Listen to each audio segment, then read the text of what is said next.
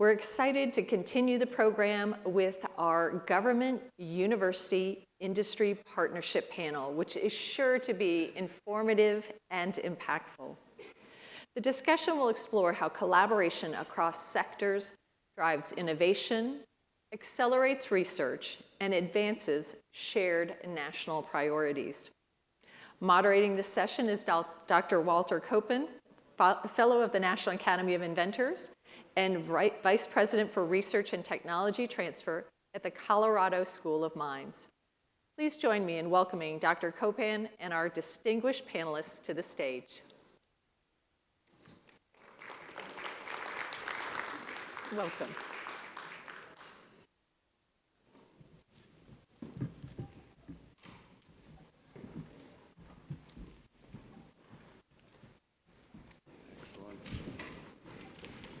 Great. Thank you so much. And good morning, everybody.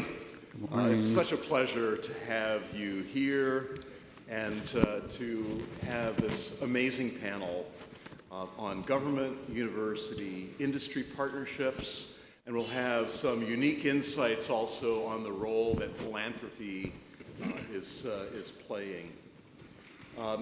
This is a topic that sits at the very heart of our innovation engine as a nation, and also our regional entrepreneurial ecosystems. Throughout history, some of the most transformative breakthroughs from space exploration, the internet, medical technologies have emerged from the alignment of public and private sectors with research institutions. But in today's rapidly evolving world, we will collaborate in ways that are different, and we'll be talking today amongst the panel about this evolution of partnerships to address the challenges and the opportunities before us as a society. We're facing complex, interconnected challenges: climate change, national security, quantum, biotechnology, artificial intelligence. We've heard a lot about AI already, and no single sector can tackle these challenges alone. It takes partnership, building trust, and creating shared vision. And above all, in addition to these elements coming together, to be able to execute and execute flawlessly. We are joined today by national leaders who are working at this set of intersections every day. From academia, where innovation is born, from industry, where it's scaled, from government, policy, and non-governmental organizations, where it's supported, funded, and protected. Looking at how partnerships are being reimagined to meet national and global challenges, and what are the models that are working and what's not working. How can we continue to evolve systems to address the challenges of today?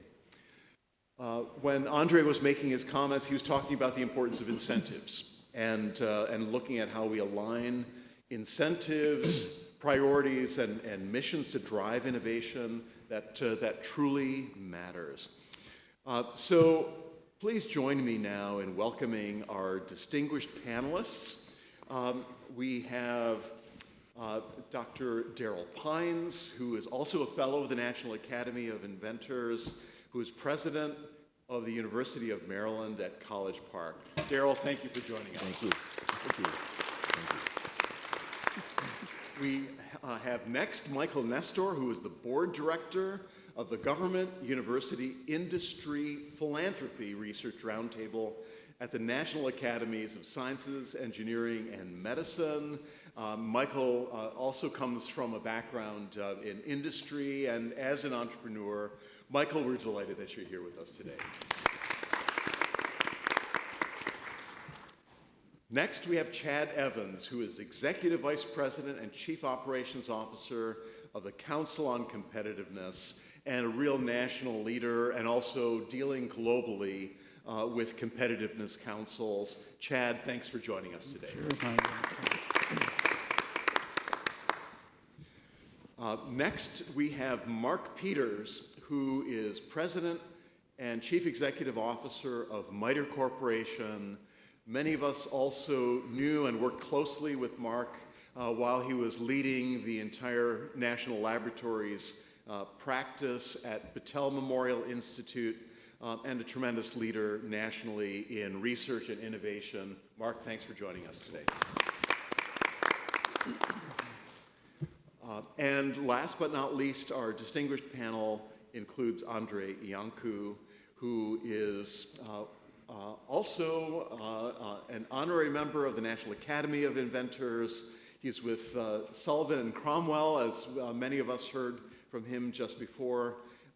It's a very venerable law firm going back to the mid-1800s, and he is the co-head of the firm's intellectual property and technology litigation group, and former Undersecretary of Commerce for Intellectual Property, and former director of the U.S. Patent and Trademark Office. Andrei, thanks for joining us here again. It's an amazing group, and for each of you who are our inventors, our innovators, our support system for innovation nationally, thank you for joining in the conversation. We encourage you also to provide questions that you may have for this distinguished panel as well. So let me open it up with a question first to the entire panel. What do you see as the biggest opportunity and the biggest obstacle in forming high-impact government, university, industry partnerships today? Let's start with Darryll Pines. Thank you, Dr. Copeland. First, it's an honor and privilege to be here with all of you and my fellow panelists. I think, obviously, we all see one of the biggest challenges in the United States is right now is that we're going through a sort of new compact, I would argue, all of us, government, academia, and industry, and philanthropy, with our federal government. That compact has been a compact that there are problems that the federal government wants to solve to advance society, to advance innovation in the ecosystem, and it's been a compact that exists with industry, a compact that exists with academia, and a compact that exists with other government entities. In the world of academia, where I live, we see that compact model now changing a little bit, both financially and in trust and accountability and transparency. So I would argue that today, as we reach a steady state model with our colleagues in the federal government, we'll reach some point of stability, but right now it's a little bit uncertain, I think we all would argue. And if the proposed budget cuts go through in the reconciliation, it would be even more challenging. But we're ready to pivot, which also presents opportunities. And I want to say it in a very positive sense. What is happening now allows us to really take a reimagined look at our enterprise, our entire research enterprise. And just as a backdrop, I was really grateful that Dr. Ponch was on just earlier, our former director of NSF, because I don't know if you all know, this is the 75th anniversary of the National Science Foundation that actually made the United States and all of the other research government agencies the envy of the world. And it really started through a meeting with Vannevar Bush at the National Academies that started this compact between fundamental science, applied science, and translational science. And so here we are at the 75th anniversary, and with a bit of uncertainty, but also it leads to a lot of opportunity. So Michael, my colleague next door to me, and I don't want to steal all of his thunder, had a brilliant idea, which I'll let him talk about, and he knows where I'm going with that, because I co-chair his council, his roundtable. But now we have a chance to really look at the government, university, industry, and philanthropy enterprise in a new way. How do we architect it such that we achieve the greatest breakthroughs in science on behalf of the citizens of the United States and the world, and have that the greatest of that science, some of that can be monetized, and it goes through a really efficient translational model. Now, I said earlier that the United States is the envy of the world, and it still is. And because people come here, they immigrate, they come to our great universities, I'm just one of many, they get a degree, and some of them, the most innovative, translate that into opportunity. I want to give you a few examples so you know that I'm not just speaking nonsense up here. Jensen Huang, his family immigrated from Taiwan. He was an electrical and computer engineering student at Oregon State University, and now he leads the most enabling AI firm in the world, NVIDIA. Sergey Brin, his father, a math professor at University of Maryland, my institution, immigrated from Russia to escape Russia. His son co-founded Google that all of you use pretty much every day of your life, one of the largest search engines in the world. And Jeff Bezos, a Cuban immigrant to Princeton University, and has started one of the largest firms that we all know as Amazon today. So the United States has been this incredible place of opportunity that allows, from an immigration perspective, the best and brightest of the world to come to our world-class universities to do world-class research, and some of them, a very small crew, I would say 0.1%, translate that into an incredible opportunity for not just the United States, economic security, national security, but for the world. And that's why the opportunity to reimagine our research model is where we are today. Thank you all.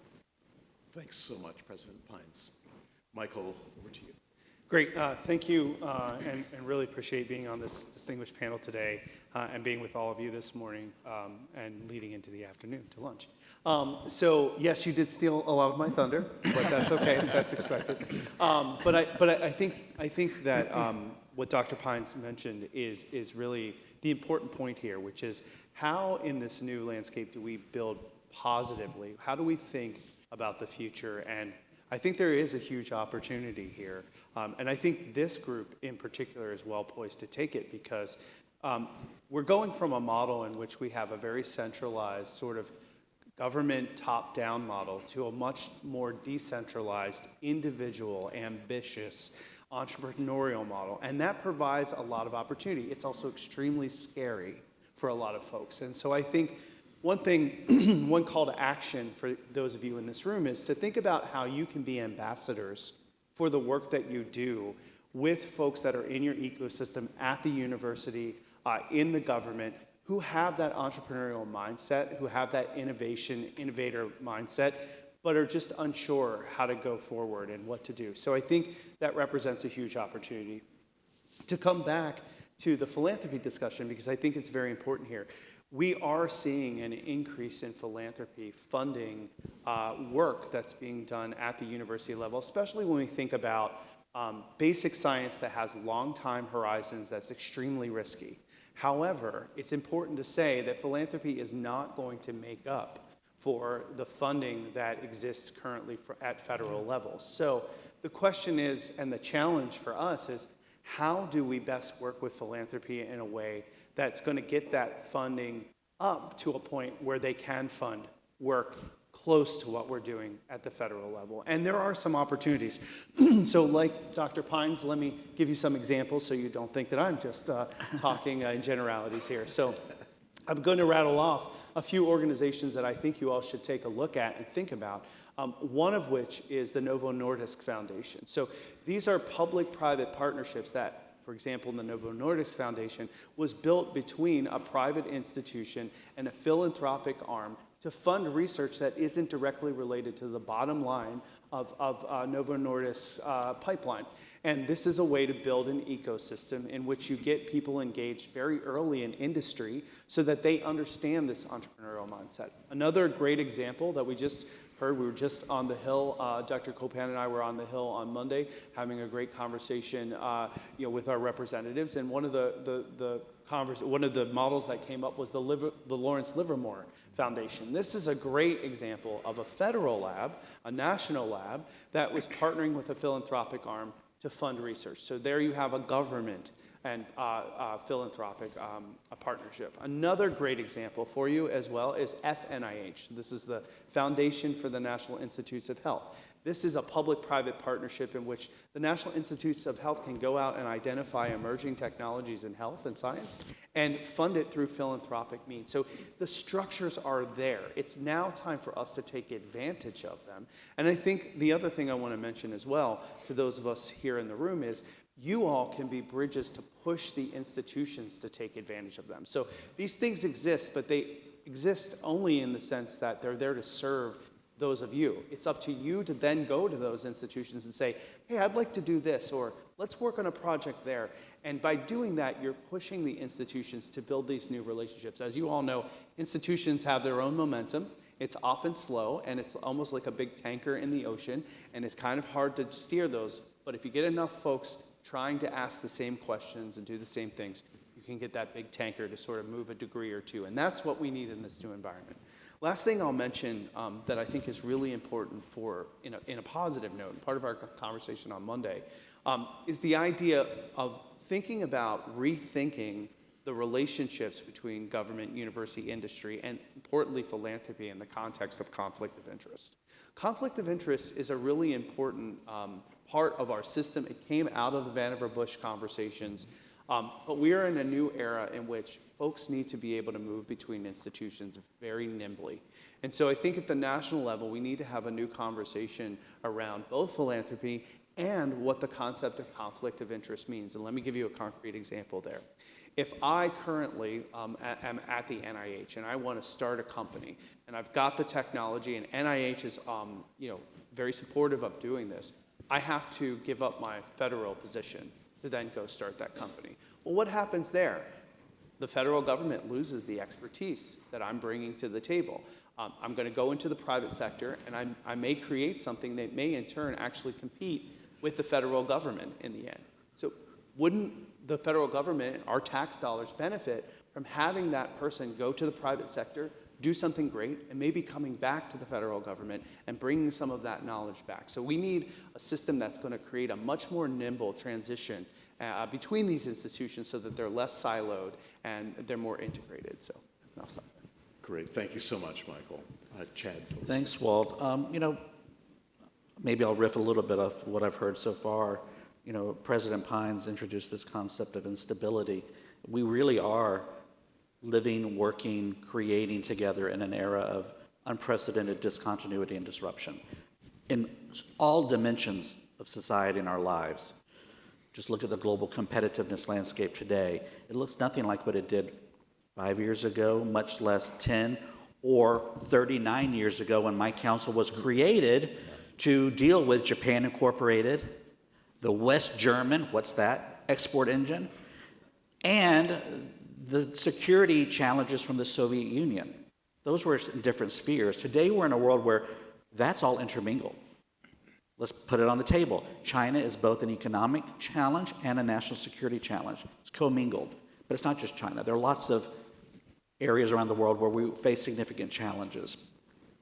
But in this moment of challenge, we are also confronted with, and this came up in an earlier conversation, we are in an era of incredible emergent and convergent technology revolutions at a pace and a scale that is unprecedented in human history.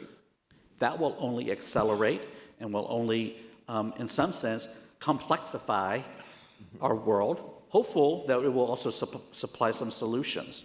But in this mix of disruption, discontinuity, complexity, the biggest opportunity that I'm seeing and that my organization is seeing is a real coming together in this country around the realization that intentional place-making innovation matters, especially in the context of potential national retrenchment in certain areas. And so that's, and I'll talk a little bit more as we sort of continue our conversation about how we're addressing that regional opportunity, through a whole series of summits we're hosting for the past couple of years and going forward. But, there's some challenges there too. Not all of our stakeholders are aligned, and that's natural. They have different time frames, different governance structures, different financing structures. So ironically, what we kind of need in a moment of national retrenchment is a real doubling down on a national strategy for regional innovation and regional placemaking. We need incentive structures, just as one example, that reward collaboration, not just competition. Panch talked a little bit about this even at the tenure level. So at all different levels of our society, a rethink around what we actually want to incent and value with an eye toward really empowering local leaders to emerge. And I think as we've heard some of the zeitgeist, I think, of this conference, because you're inventors and leaders yourselves, sort of taking that charge. So there's a huge opportunity happening in all parts of our country. You know, we talk about the power of Silicon Valley. We don't want to throw the baby out with the bathwater, but we also know there are incredible pockets of innovation in every single community in the United States. The lenses are just different. The focus are just, there's no singular model. So we also have to be flexible and adaptive to that reality. So we need to act a lot faster. You know, I mentioned 5 years ago where, you know, as we've emerged from and are still emerging from the COVID-19 pandemic and the lessons there, we realize in some ways we could operate at warp speed. We should be operating at warp speed every day in every dimension of our lives, given the global context in which we now live. And one way to do that is to really empower local communities to do more. And I can talk a little bit more later about some examples and ways that we're seeing people beginning to emerge and to transform the U.S. competitive landscape. Wonderful. Thank you so much for sharing. Mark Peters, over to you. Thanks, Walt. It's great to be with you all. Danger of going later in the lineup is I could just say what they said. And just, so I'm going to amplify and probably repeat a little bit, but I would start with the fact that I would suggest, building on what Chad just said at the beginning of his remarks, I think it's always easy to sit somewhere and say this is the most challenging time in our history, right? But I would suggest, if I say that, I might be right. It is a very, very complex world from a security perspective, from the health of the planet, the health of our people. I, of course, approach things as a National Lab FFRDC person with a U.S. lens, but we fit within a global context. But the interesting thing to me is how they're all interconnected. That's the thing, and Walt touched on this at the beginning. You know, I think systems and systems and systems, that's the way I sort of think and talk. But it's a really, really complex landscape. And so we've always needed private-public partnerships. They've always needed to exist. But I would suggest, given the nature of the challenges that we face, it requires an agility and speed that we've never moved at before. And so we need these partnerships, but we really need to rethink the partnerships. And each member of a partnership has a role, and it's important for us to remember those roles. But I'm quite excited by the opportunities that we have. The compact is shifting. I totally agree with Darryll started there. And also I heard a lot of, yeah, but that also creates an opportunity. And that's why we're here, to talk about that, how we can reinvent that model. There's examples up until today where it works really, really well. I'm excited about some things that I'm already seeing occur as part of this compact. You can see it emerging. There's a lot of chaos and a lot of churn right now. We can talk more about that. But I'm seeing it emerge, and I'm excited about it. And you know, it starts with, as you all have already heard from multiple people, with ideas, and that's what you all represent. But you know, that gets into the obstacle. But it's not just for today, but it's always this way. Aligning incentives and timelines within the partnership is always the thing that's really a challenge to me. And so sitting in this sort of national lab FFRDC world, I feel like we're a connector there, but we also don't do it. We can talk more about this. We don't do it as well as we could, and so always challenging ourselves to also think about how to be more of that sort of glue that's provided between, say, government and the universities and the private sector. But I'd love to talk more about the opportunities and also the challenges. But I'll leave you with just where I started. I think you should be excited about where we are, feel very challenged by where we are, but know that we're in a competition. From a U.S. perspective, we're in a competition with China, and it's real, and we need to move quickly. Great. Thank you so much, Mark. Andrei, over to you. Yeah. So a couple of things, but before I get going, I can't pass up Dr. Pines' reference to immigrants into the university system, such as Sergey Brin's family from Soviet Union escaping the Soviet Union, and the Bezos family escaping Cuba, and having, you know, me being, you know, I'm an immigrant here from communist Romania. by and large, the United States has benefited greatly from dictators around the world. But in general, the United States, from its beginning to this day, benefits greatly from immigration, and I don't think we should lose track of that. And the universities play a huge role in that, obviously, and a lot of important folks that make huge contributions come to this country in the first instance for the education system. And then, we really need to do everything we can to keep them, if we can, and not drive them away. But I digress from the real questions at hand. So two things, Walt, to the main point. So first of all, is the IP guy on the panel.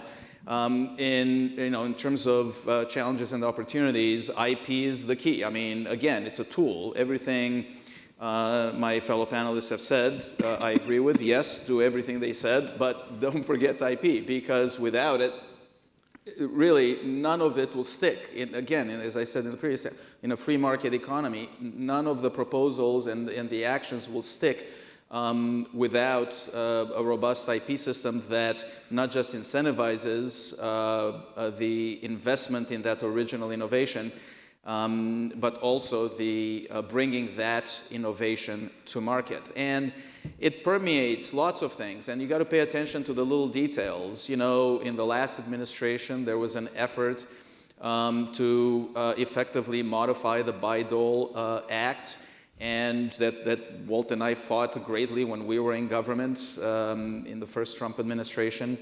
But they were trying to, in the last administration, to modify Bayh-Dole and allow march-in rights for pretty much anything, including price controls and the like, which would completely vitiate the university's ability to rely on its intellectual property, and they would decimate, if that were implemented, the ability to transfer that technology, no matter how great it is, to industry.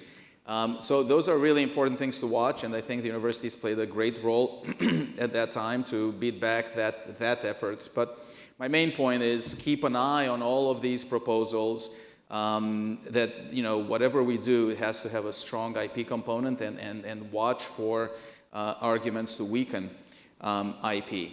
My second main point about public-private partnerships and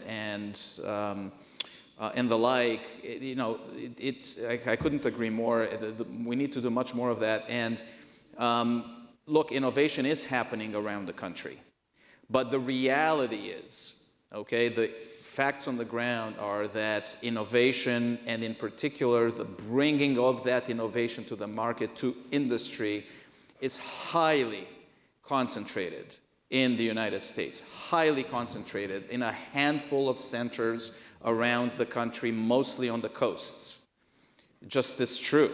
And the vast majority of the land mass in the United States, despite the fact that we have great universities across the country, the vast majority simply if you look at the statistics, do not participate at scale in the innovation ecosystem, bringing that innovation to the market. We are leaving vast amounts of innovation on the table by not having policies that create more public-private partnerships, innovation centers around the country, and in addition to the handful of centers that are currently focused on the coasts. And for that to happen, you need, at a very minimum, it's a three-legged stool minimum, and that is academia, industry, and governments, local and federal, need to work together to establish innovation centers everywhere where there is a major university. You begin with the university center, it's there, you have the professors, you have the labs, you have the students, you're attracting, I guess less now, but generally you're attracting funds for that.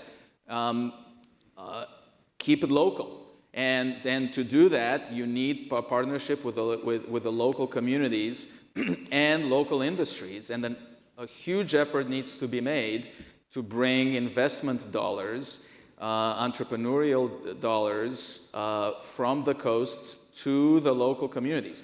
For some inexplicable reason to me, investors that are highly concentrated in Silicon Valley, it seems like they don't know how to use the telephone and or Zoom.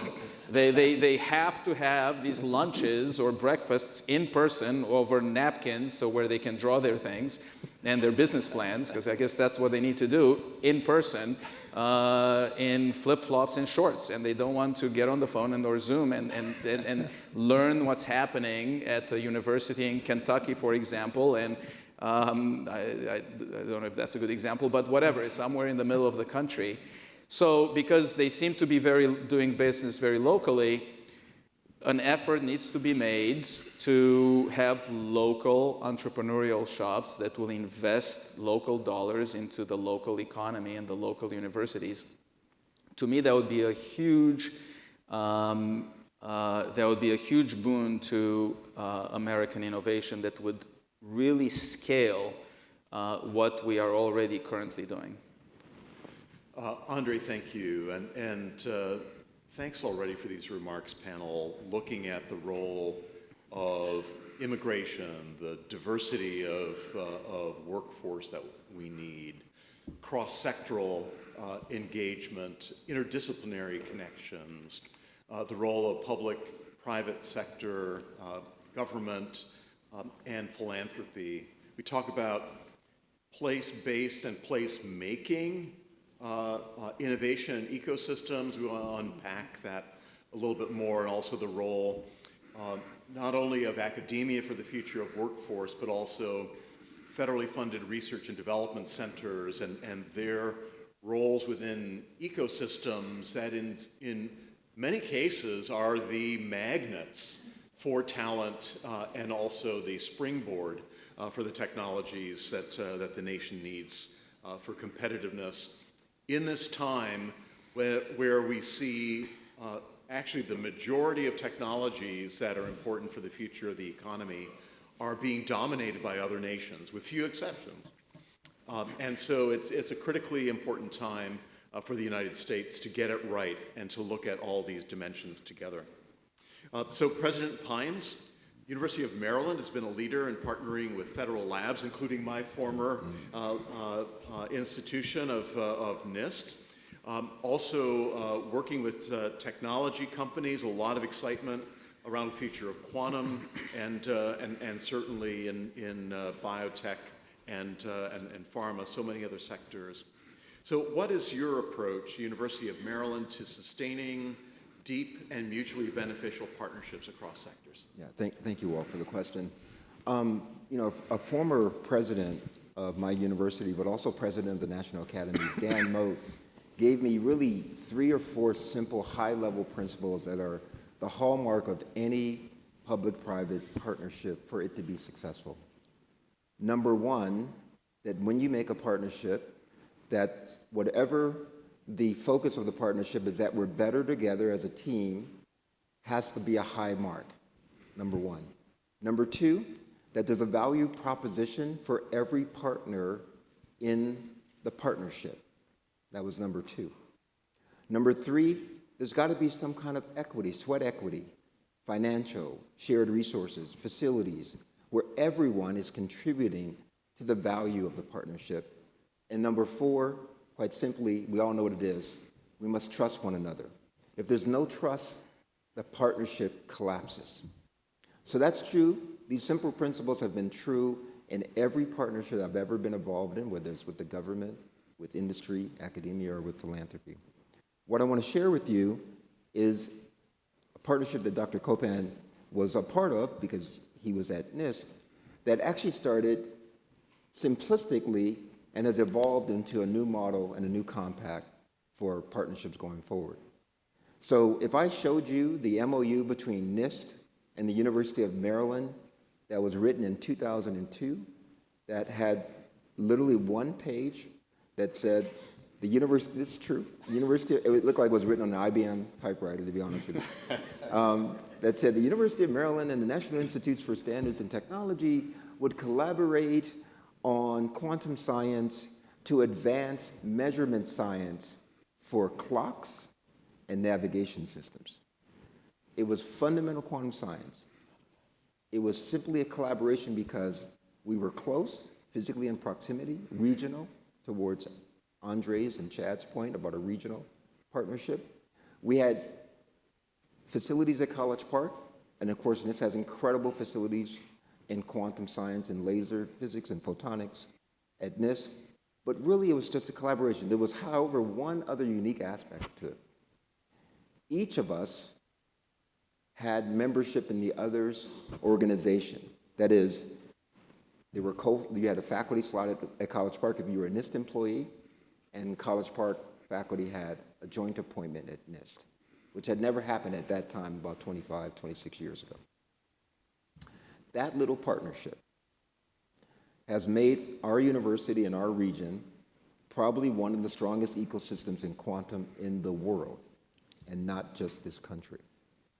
Because out of that partnership, we, College Park, hired some really incredible physicists who, in one of their laboratory experiments, led to one of the transforming enabling technology that led to one of the startups, which is called Iancu, that was the first pure play quantum computer traded on the New York Stock Exchange. That anchor of Iancu, which started with the NIST partnership, has now led to a new ecosystem for us that leads to a new compact with local, regional, and national partners. So what happened just recently, this year, we embarked on an endeavor to get our governor to take ownership of it and the NIST relationship. And he came out, you can do a Google search on this, with this terminology. He wanted our region to become the capital of quantum. It was called the Capital of Quantum Initiative, and it involves multiple federal partners, multiple corporate partners. In our region, mostly we have defense contractor, Northrop Grumman, Lockheed Martin, Boeing, are all in our region, along with enabling startups. That led to the second partnership, which is a brand new compact with DARPA. DARPA came out with a quantum benchmarking initiative, and they created two hubs. One is now in Chicago, and one is in College Park in Maryland. And that's a compact where the state, not the federal government, the state is putting up $200 million, and DARPA's putting up $200 million over 5 years. So it's not just the federal government anymore, it's also the state. In addition, there's a venture arm that is going to hold a fund of about $20 million for emerging startups that emerge from the Quantum Benchmark Hub. So now we see that in this really exciting field of quantum, and because of the uncertainty we also have in the federal government, that we need both state, county, philanthropy, venture, and the federal government as just one part, not the only part, of the research ecosystem that we hope will lead to sustainable, sort of differential capability for the United States for economic security and national security. Thank you so much for those insights, and it's exciting to see how these partnerships have catalytic effect and genuinely provide not only access to shared resource, but building human capital and leveraging financial capital within the region. Really fantastic examples. Thank you so much, President Pines. Dr. Nestor, from your vantage point at the Government University Industry Philanthropy Research Roundtable, recently renamed to reflect the growing role of science philanthropy at the National Academies, what are the trends that you're seeing in how these partnerships are structured and how they're sustained over time, and how indeed they're addressing what could be conflicting interests to find alignment? Yeah, thank you for the question, and I think Dr. Pines gave a great example of exactly how these partnerships are forming. So I want to build on that by just talking a little bit about what I see coming in the future. We could add probably 3 more things to our name so we can make that name even longer and a much more interesting acronym for it. But so currently, and I really enjoyed the conversation about place-based innovation. I really love the conversation about IP because these things do actually come together, and we're kind of in an inflection point because, Dr. Pines gave a great example of a state that has a really a well-funded tax base, has a great university who's very progressively thinking. There are states in the country that are not in that position. And so we are seeing in this new environment a lot more pressure being placed on our state and local leaders to do things that they may not have the economic and even intellectual resources to accomplish. I think the IP conversation is a good part of that. There are a lot more state science policy offices that don't have the IP expertise to negotiate contracts in the way that Dr. Pines just laid out. So in that environment, again, to bring it into a positive light, there's an opportunity for philanthropy. We talked a little bit about that, but let me give you some of the challenges with philanthropy. One of the challenges with philanthropy is that they're very different. So when you go to the federal government and you get a grant, there's only a handful of agencies, and there's a very well worked out process. We may agree or disagree with the results of it, but there's a well worked out process for peer review, grant review, and these other things. Philanthropy, there are family philanthropies, there's value investors, there are large philanthropies, corporate philanthropies I talked about. Every single one of them has different reporting requirements, has different ways to interface, is willing to fund different things. I think it's time we might want to have a national conversation about how we create a national engagement with philanthropy that creates some uniformity and harmonization between all of these groups. So that's one trend. And one of the other reasons that I think this is really important as well is because with each one of these investors, oftentimes when you get individual family funds or an individual investor, like maybe a Jeff Bezos, they have their own idea about what science should look like. And that influences how we do science.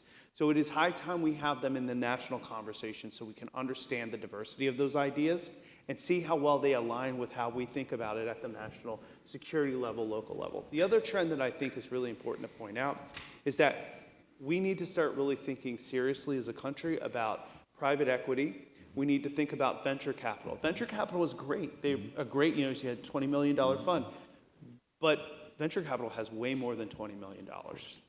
And they are very picky about their investments. Their investments tend to be short return, high gain.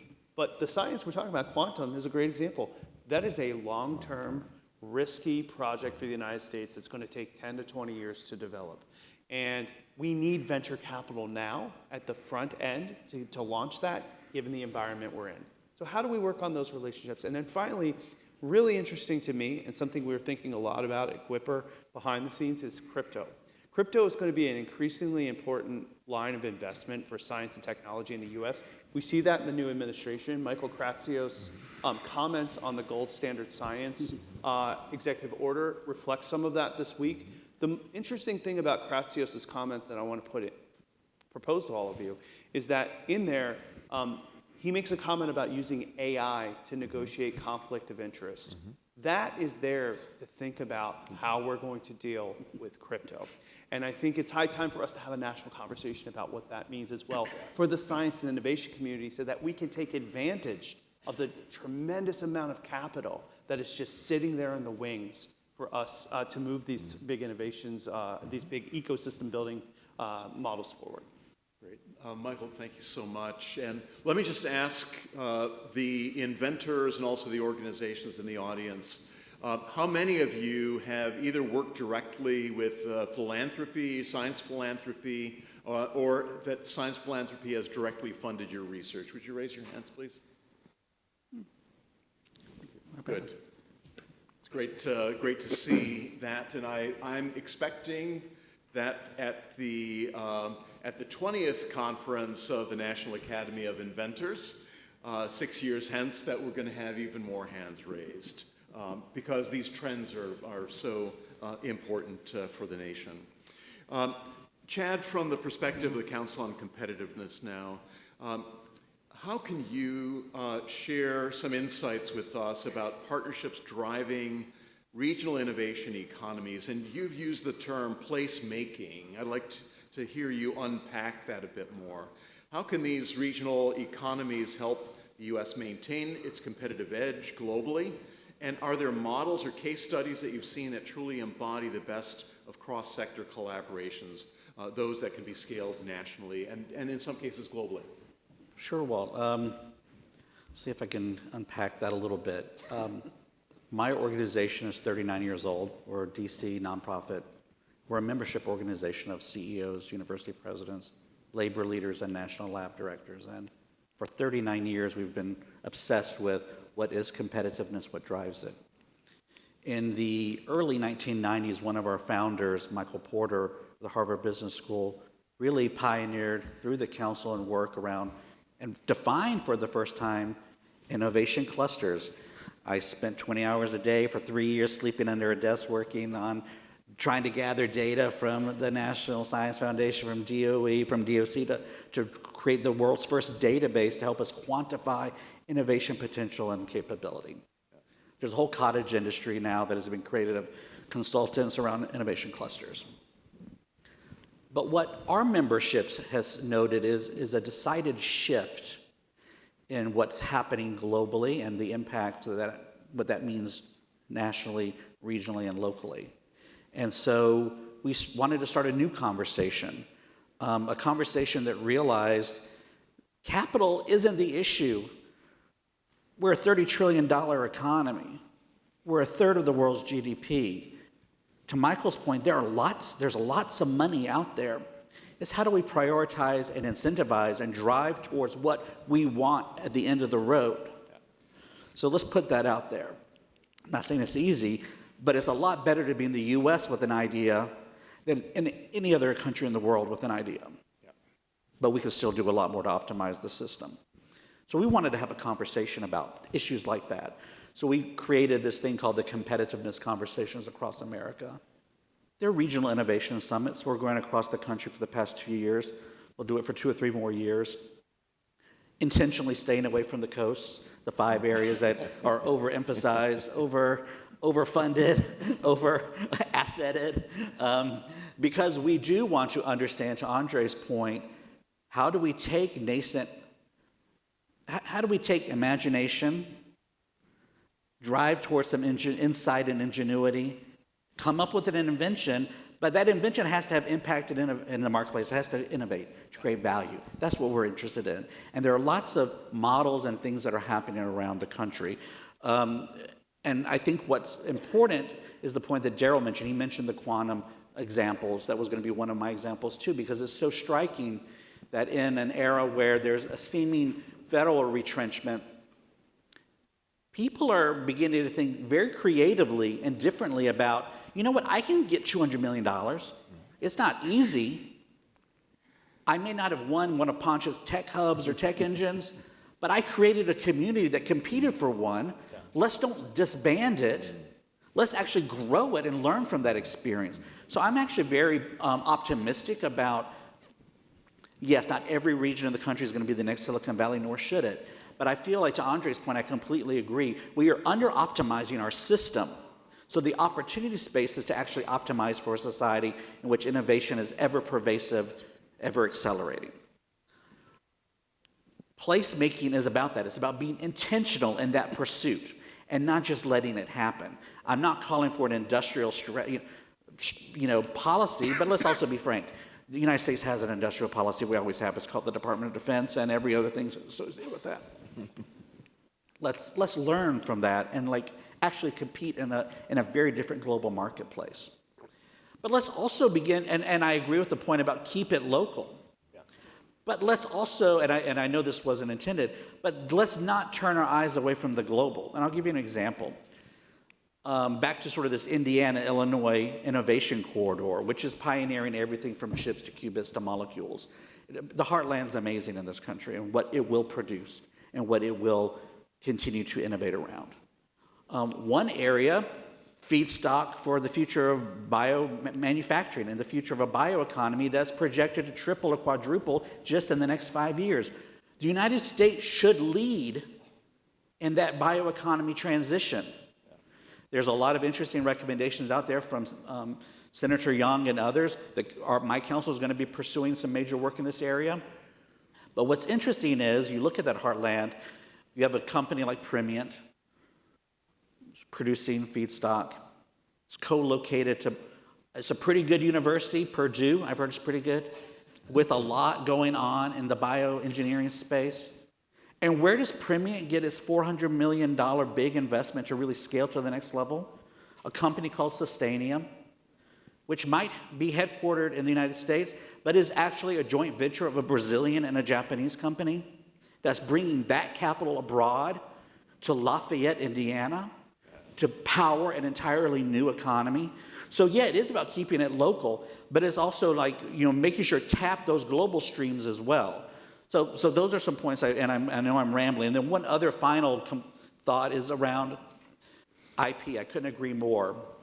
We have to double down on our thinking around intellectual property as the core of everything we produce. But a big challenge that we face in the world now is China is completely dominating international regulatory groups, standard-setting groups, intellectual property. The United States really has to step up again and lead globally through technology and innovation diplomacy in some of these areas. We can't take it for granted that we will always be the place that invents the best and innovates the best. That's not true.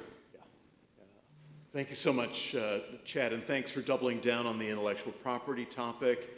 Of course, Andrei mentioned that he's the IP guy on the panel. I think we're all IP people in this, in this place. And thank you for the encouragement to see that as the core of our innovation process and system.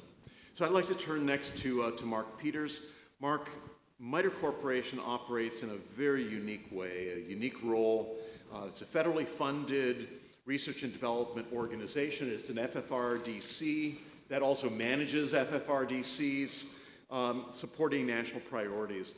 So what makes a partnership succeed when national security, innovation, and public good must all come into alignment?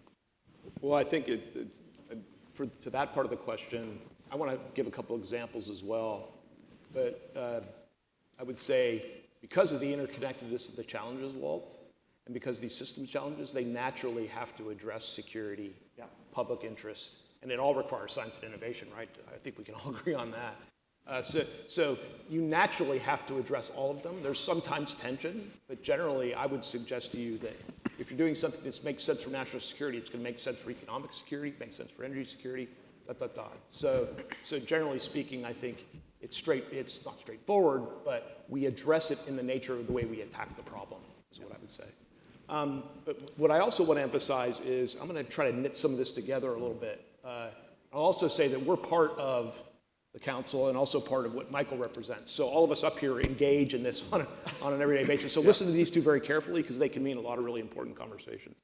But what I want to double down on is the research universities in particular for the purpose of this conversation and the national labs FFRDCs are differentiators for the United States. Yeah, huge differentiators.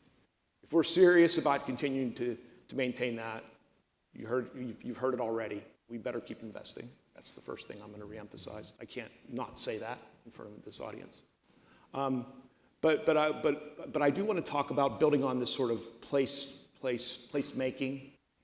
We've actually engaged in some of Chad's regional conversations, and I want to give a couple examples. The most recent one is MITRE does lead 6 FFRDCs, and so we span government, which is a really interesting perspective. But the one I'm going to use is the most recent one that's on my mind is Blue Tech. So we were up in the Boston area a few weeks back.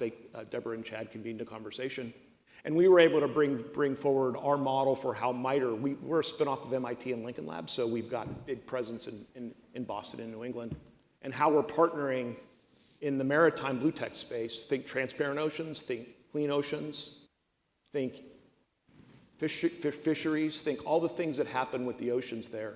So we really are a convener bringing facility capability and technical capability, but importantly bringing their universities, Tufts, the UMass system, MIT, as well as the local innovation ecosystem, the businesses.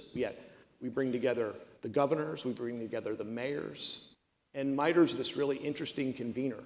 I would suggest without that, it wouldn't be as strong.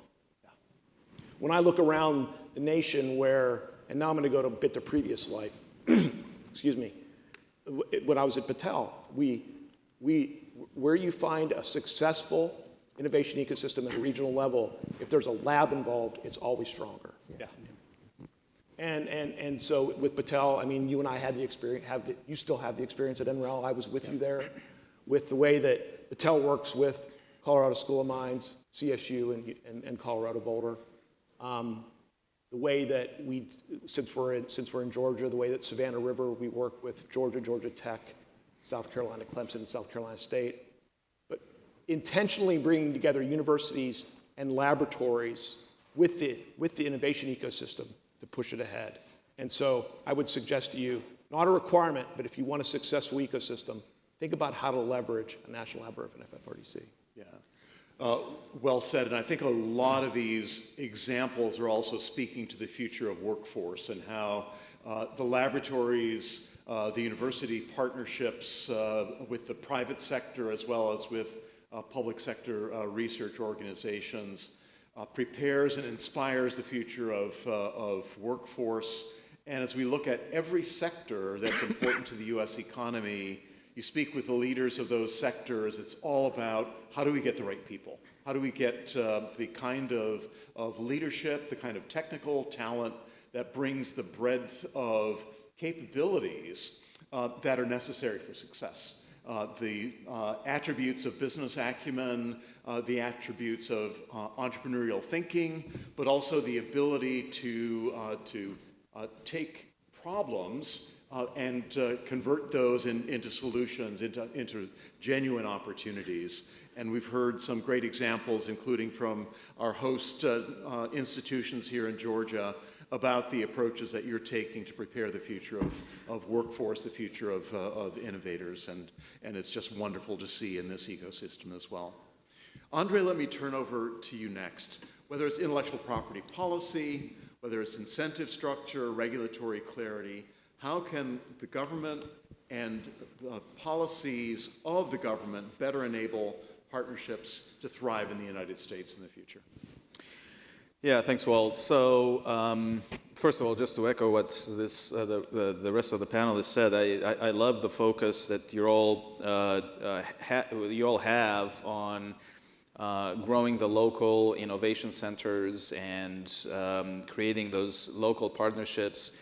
To put a finer point on it, you know, Steve Case, the founder of AOL, a few years ago started a venture fund called The Rise of the Rest, because he realized when he started this fund that 75% of all venture dollars in the United States, and it's, you know, to Chad's point, it's billions, 75% of that goes to 3 states.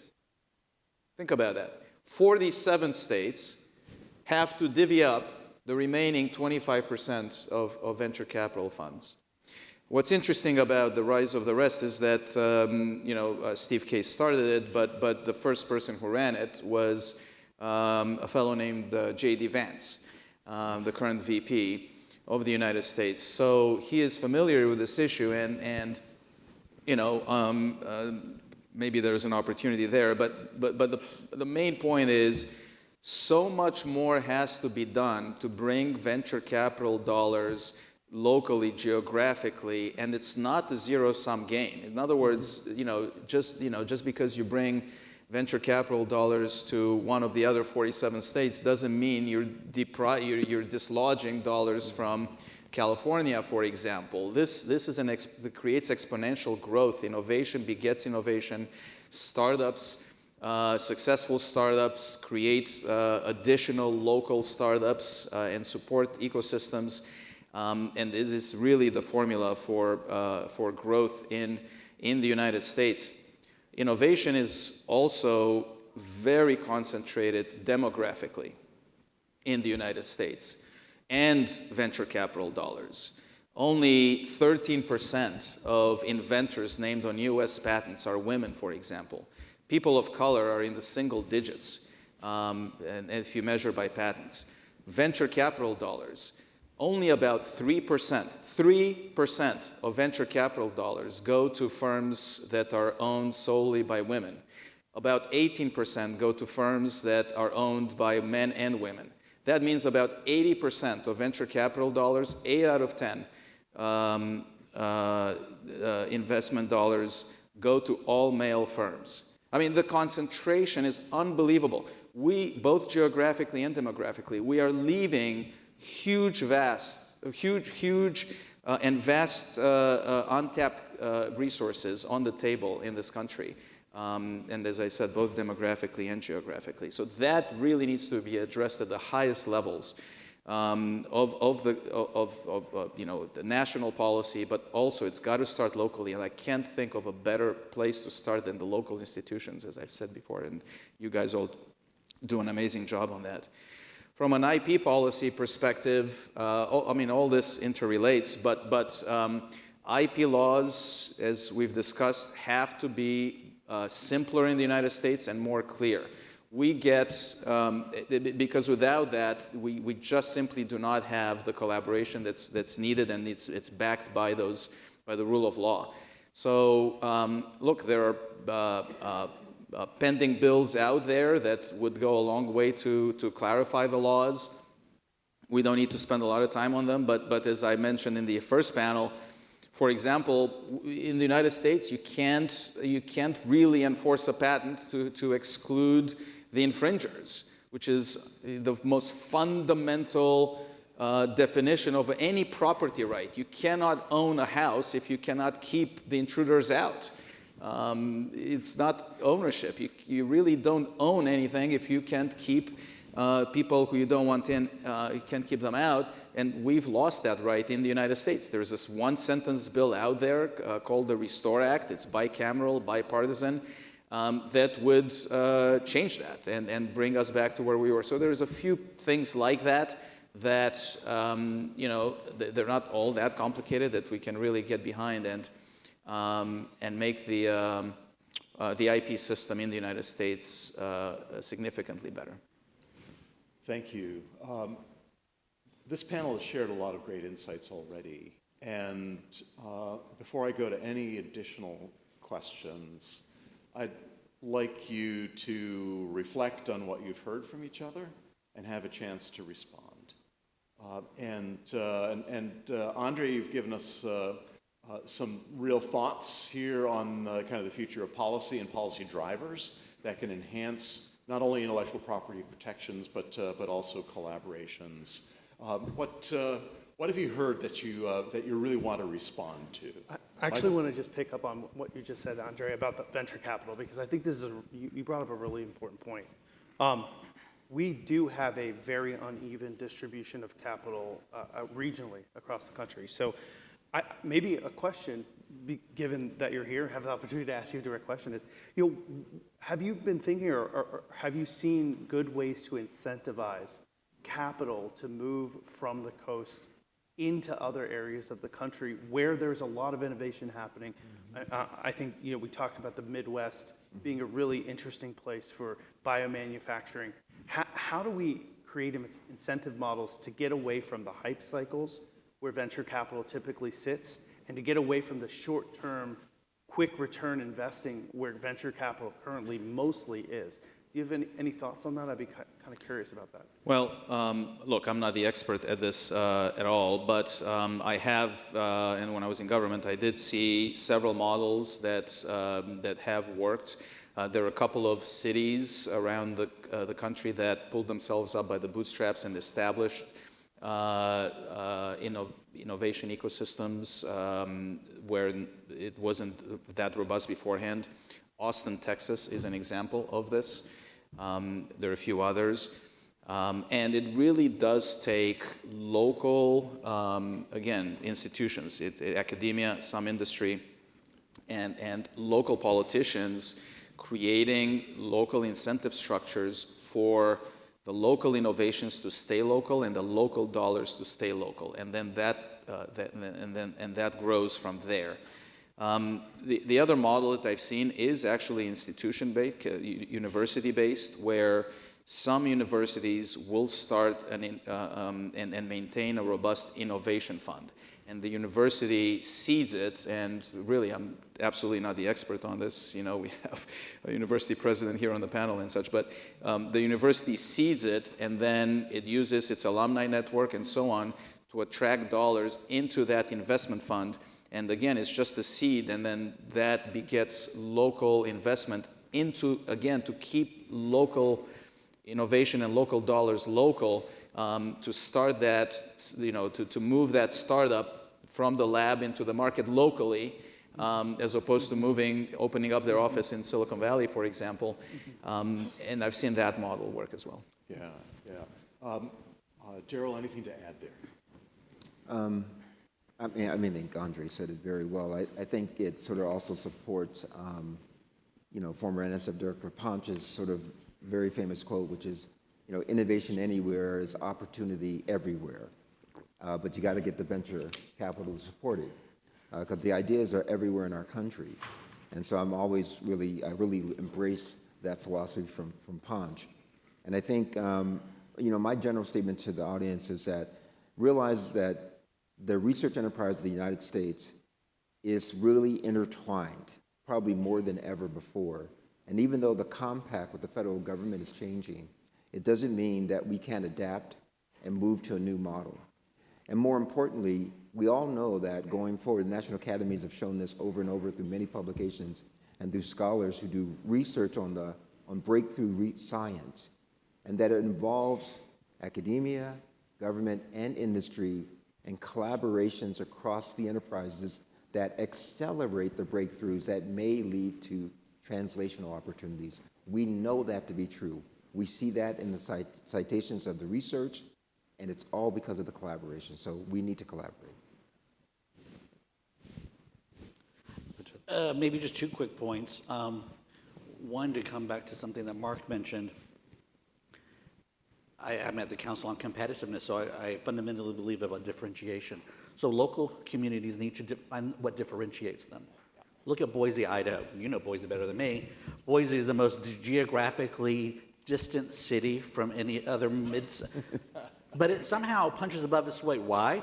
It has great university ecosystem and has an incredible national lab, which allows Micron to come in for the talent, investment, the infrastructure. So that's how it punches above its weight. And that's what place-making innovation is about. That trumps, sorry for the pun, traditional competitiveness theory. That's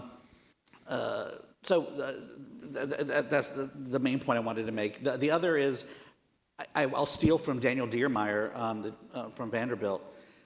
It's about curated densification. They really focused on what mattered in Nashville, and they realized they had an incredible health sciences and health services economy. They connected that to data. That's why Oracle moved its headquarters to Nashville.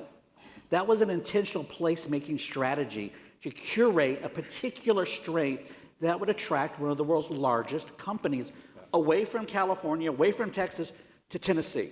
Yeah, good. Yeah, great. Mark? Sorry, thanks for the plug on Idaho. Sure. I was the director of Idaho National Laboratory for 5 years.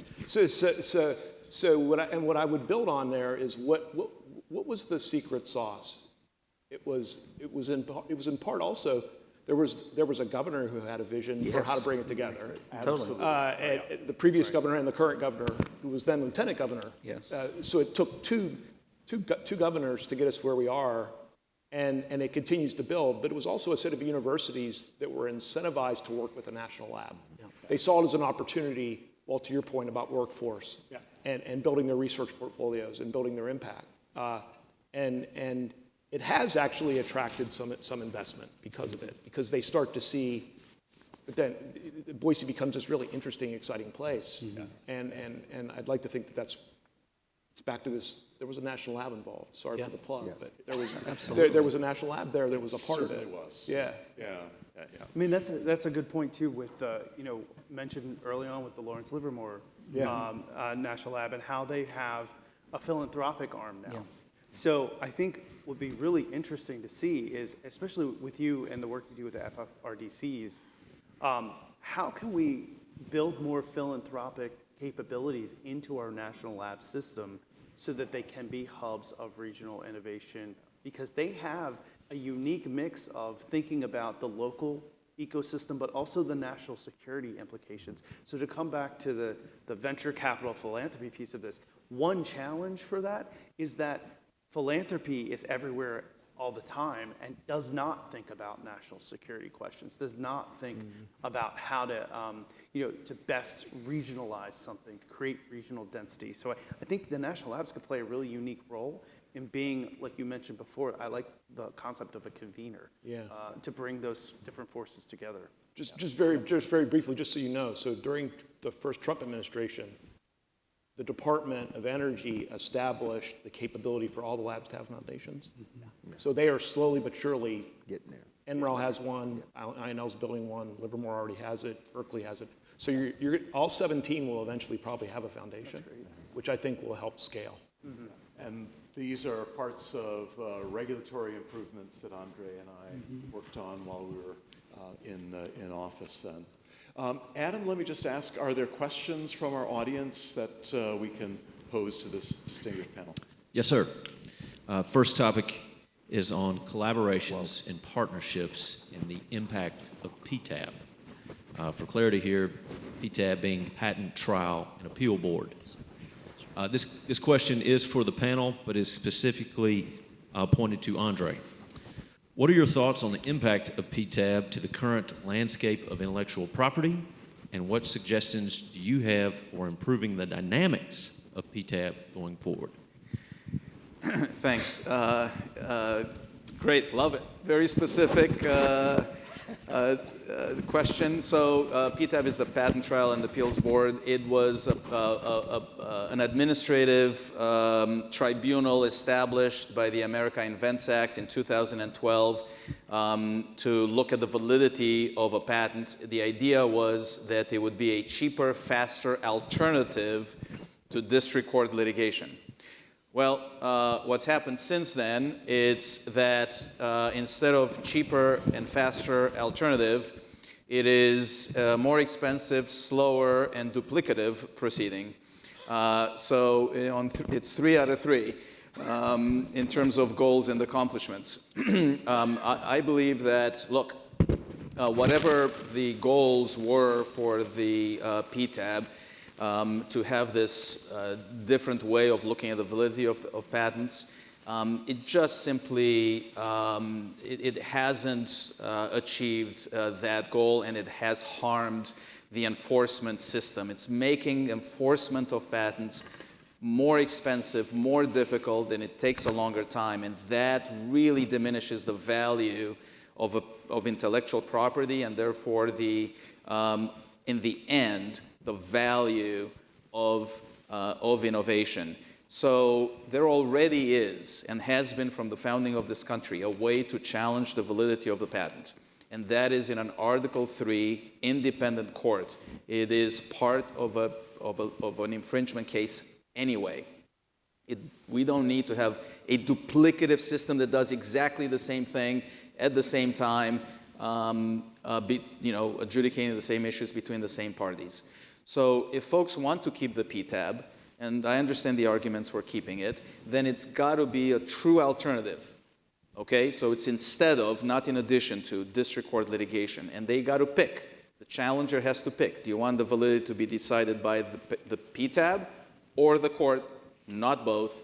And there's a bill out there, the Prevail Act, again, bicameral, bipartisan, that would fix this issue. We are approaching the end of our time, and I wanted to give our distinguished panel the opportunity to make closing remarks about how you see the future of government-university industry partnerships and what we need to do to change or to assure success. Let's start with you, Michael. Yeah, I think in one word, convergence. So we are at a time where we talk about convergence in science, but urgency, speed, and scale with convergence and de-siloing. We need to stop thinking about these as government, university, industry, and philanthropy with pauses between each, but more as one ecosystem so that you as the individual can move nimbly between these different institutions and bring your ideas back and forth between each. That's how we're going to glue all these cultures together and create a really vibrant ecosystem for the future. Great. Chad, over to you. Ditto. No, I think that's it. I'm actually very optimistic. I'm optimistic because we have no choice.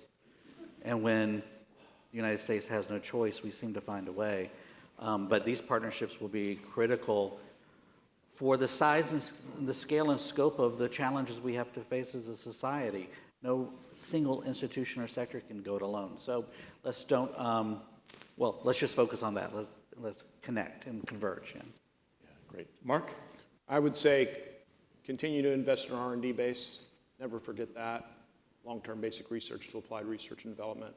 And also, I'll just pull out agility and speed. That's what I would say. Great.